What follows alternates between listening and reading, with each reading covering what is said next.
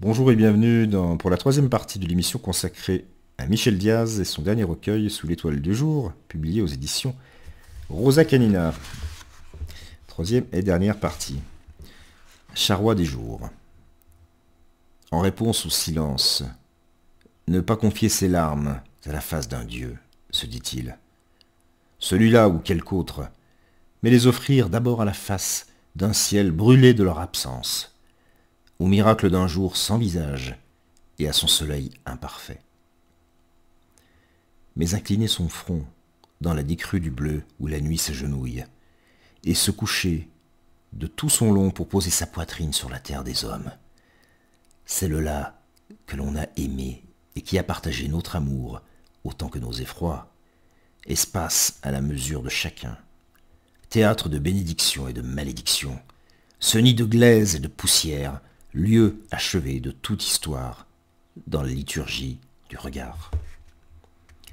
Un lit d'herbe indulgente et de pierres transies, où l'on peut se coucher, comme on fait son lit d'un fossé, d'une ornière creusée par le charroi des jours, pour être à elle seulement, tout entier, à ses larmes et à ses voix indémêlées, dans la plénitude précaire de tout son être, et aussi proche qu'il se puisse, et même si toujours si loin.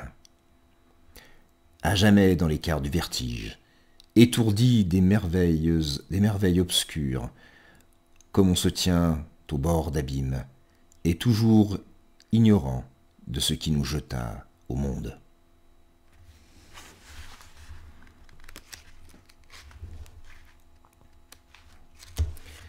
Un chemin, celui-là. Il n'a choisi de suivre qu'un chemin, celui-là, où la vie s'accouple à la mort, où les mots tapis sous la langue sont pierres du poème, et où ce qui se tait dans les branches des arbres s'habille de leurs feuilles, est la seule question qui vaille.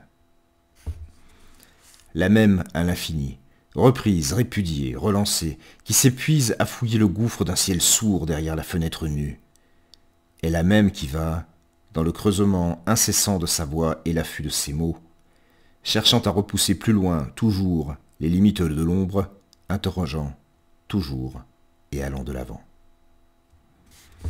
La même qu'on écoute, est celle qu'on écrit avec l'écume de sa lèvre, ce qui fait trace au bout des doigts, sur la page d'un jour qui se lève dans son blanc immaculé, et plante dans les yeux de qui s'y aventure une écharde de nuit arrachée au fourreau des incertitudes, fichée dans la blessure d'un imprévisible surcroît de clarté.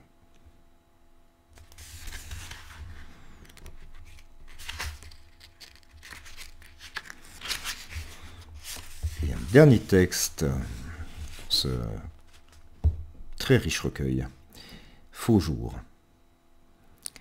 Il va sur des chemins barrés de mots sans forme, ni sang, ni couleur, des mots qui, entre tous et le réel du monde, se dressent comme des murailles de fumée, et il voit, ça et là, des hommes démunis de tout, des femmes, des enfants, plus démunis encore, Dieu de bouche, de main, et bien d'autres encore, partout, autour, démunis de paroles et de pensées.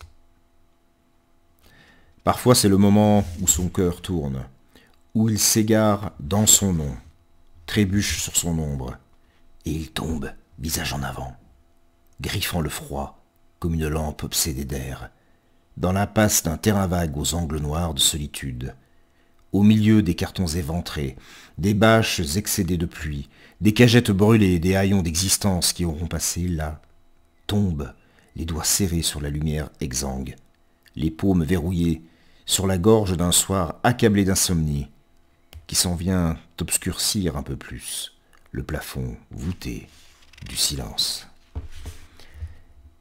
Et il dit ce que toute prière sait dire à ce peu de nos vies, ce qui demeure d'espérance, monte de leur détresse vers un soleil lointain, celui d'une parole dont on a tranché le cou, mais dont les lèvres déjà mortes forment des bribes de syllabes qu'on aimerait entendre.